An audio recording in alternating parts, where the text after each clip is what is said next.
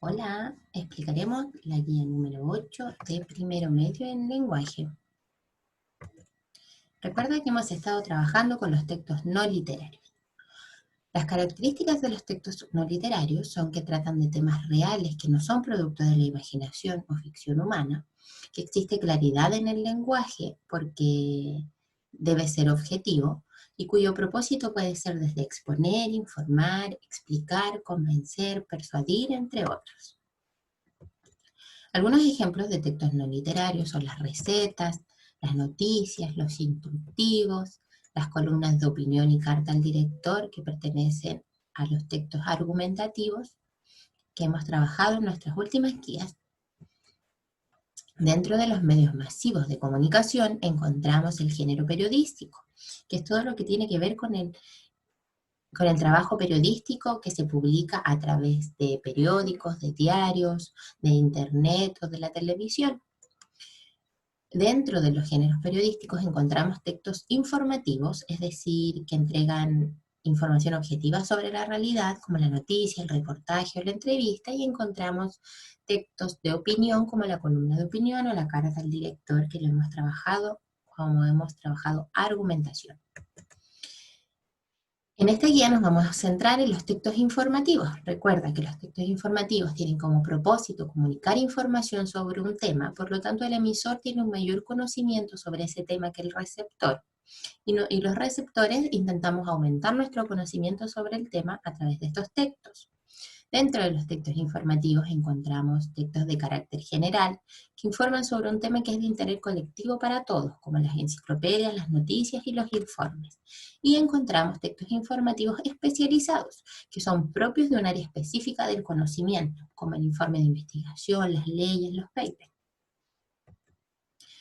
Los textos informativos tienen la estructura básica de introducción, donde se da a conocer el tema del texto y cuál es el propósito del autor con ese texto, que lo encontramos en los primeros párrafos de un texto. Luego está el desarrollo, donde se dan a conocer los hechos reales de forma ordenada. Además, se pueden presentar ejemplos, datos e información visual que va a apoyar lo expresado en el texto. Y finalmente, encontramos una conclusión, que es el cierre del texto, se sintetiza el propósito del autor, o se apunta, se reitera el propósito del autor, y además es una síntesis de la idea principal. Recuerda que en todos los textos nosotros podemos identificar un tema, haciéndonos la pregunta ¿de qué se habla? Y podemos identificar una idea principal, preguntándonos qué se dice sobre lo que se habla en el texto. Una de las características del texto informativo es que tiene que poseer un lenguaje objetivo, es decir, no tiene que expresar opiniones a través de la información que presenta. Para eso hace uso de ciertos recursos verbales, es decir, recursos a través de la palabra oral escrita, como si es un texto especializado puede incorporar una gran cantidad de tecnicismos propios del área de conocimiento, términos técnicos, científicos, filosóficos, es decir, palabras que son propias de un área del saber y que van a comprender las personas que conocen esa área del saber, por lo tanto son especialistas. Además, se va a utilizar un vocabulario amplio y preciso para evitar ambigüedades. Se va a recurrir al uso de sinónimos, palabras que comuniquen, que significan lo mismo, y de pronombres, para evitar que se repita la misma palabra durante todo el texto. Recuerda que la noticia es uno de los textos informativos por excelencia, que tú ya conoces sus características.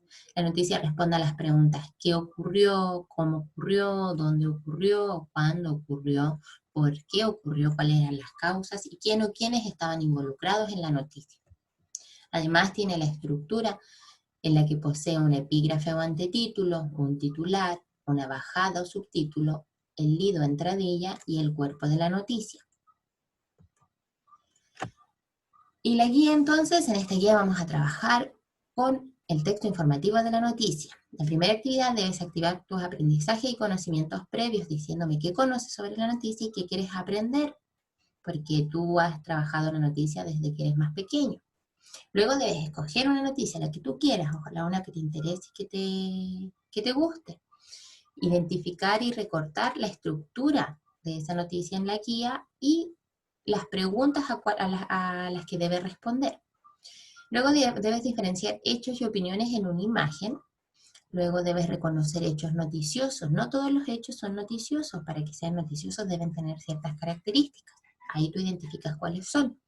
Y finalmente debes identificar una noticia, un mismo tema, perdón, presente en dos noticias distintas. Es decir, dos noticias que hablen sobre un mismo tema pero en fuentes distintas. Puedes buscar una noticia del diario El Mercurio, La Segunda, o de una revista, y buscar otra noticia presente en otro de estos medios de comunicación. También puedes buscar una en un medio digital de información. Lo importante es que traten sobre el mismo tema y luego realices un cuadro comparativo viendo cuáles son las similitudes y diferencias, porque recuerda que no todos los medios de comunicación presentan la noticia de la misma forma. Si te queda alguna duda con respecto a la actividad, recuerda que me puedes escribir al correo profesoriyalay@gmail.com y te contestaré a la brevedad. Nos seguiremos viendo en las consultas pedagógicas en línea. Que estés muy bien.